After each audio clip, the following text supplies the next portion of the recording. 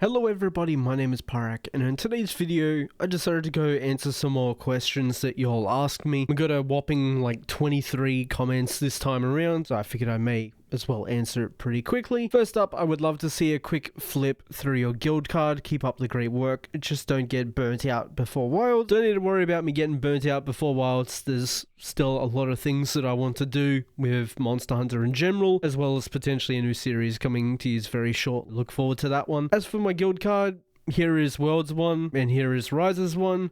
It may seem like I'm quite inexperienced in World, and that's because I actually am. A lot of the knowledge from Rise's weapons transfers over to World. It's just in a slower pace, so it's not too hard to adapt to that. And I've honestly never had an issue going between the Monster Hunters. I could probably go play GU, and I'd be completely fine right now. But thank you so much for the comment. Hey Pyrac, love your videos. What type of SNS do you prefer playing, status or elemental? I'm not sure whether you're asking in World or Rise. Obviously in Rise, status is somewhat raw and we kind of use it.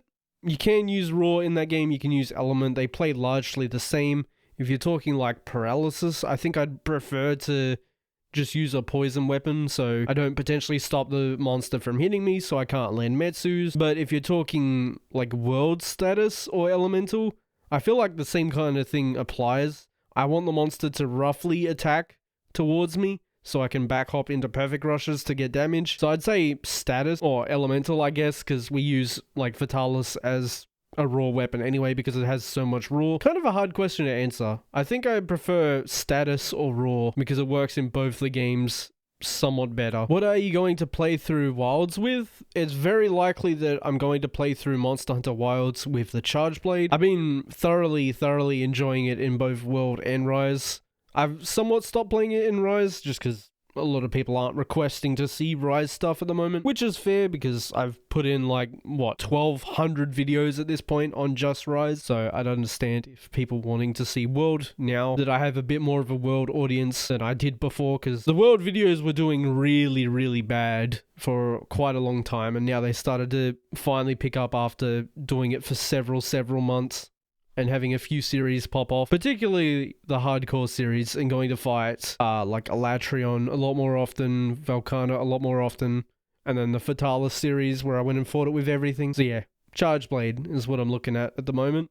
If not, probably Hammer. Hammer's always a good fallback weapon. In general, what would you do for a new YouTube channel? How would you publish and title the videos? This is a pretty good question, and I actually have a very solid thought out answer because obviously, I was looking at making a second channel soonish, and I'm probably going to do some of the stuff that I'm about to say. For a new YouTube channel, since you're specifically talking about publishing and titling, not necessarily thumbnail, branding, things that matter in the long run, because they do definitely matter a lot in the long run, and I haven't actually done that with this channel all that much. One of the things I regret about this channel is I didn't establish branding all that well, or thumbnails, until recently with my characters, which is weird because literally anyone could make my character. But either way, how would I publish and title videos? Obviously, I would publish them. I think if you're talking like very starter channel, you would want 3 to 5 videos ideally when you actually launch the channel and set them to public.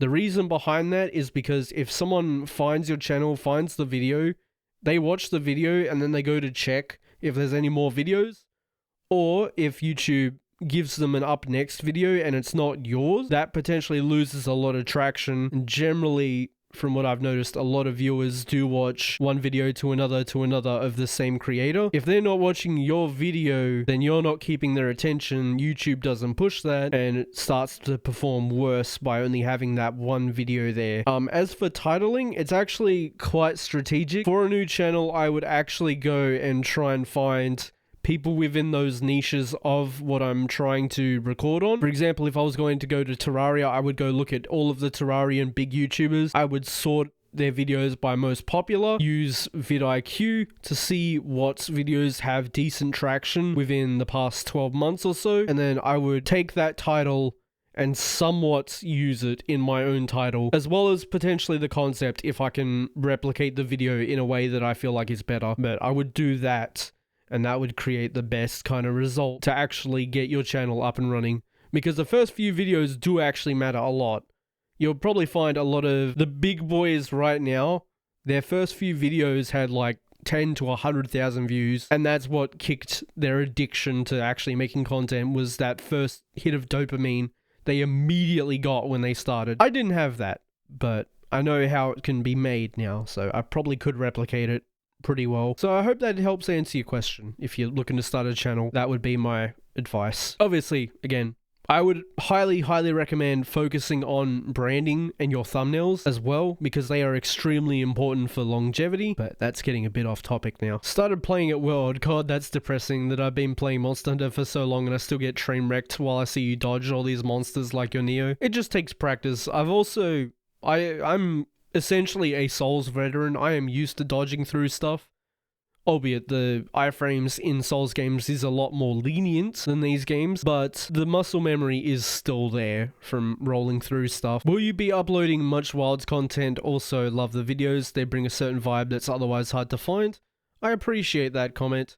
Will I be uploading much Wilds content? Absolutely.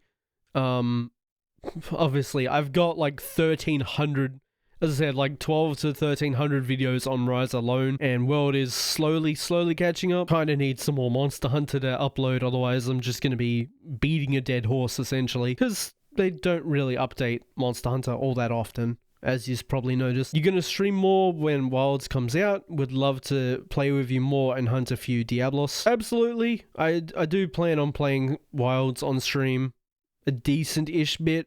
I don't know how much of the game's progression I'm going to be doing on stream, but I'll definitely be doing some open lobby stuff once I get through the story. Here's one. If you had to fight any monster as you are with only a weapon class from Monster Hunter, which would you pick? I'm guessing you mean in like a realistic sense.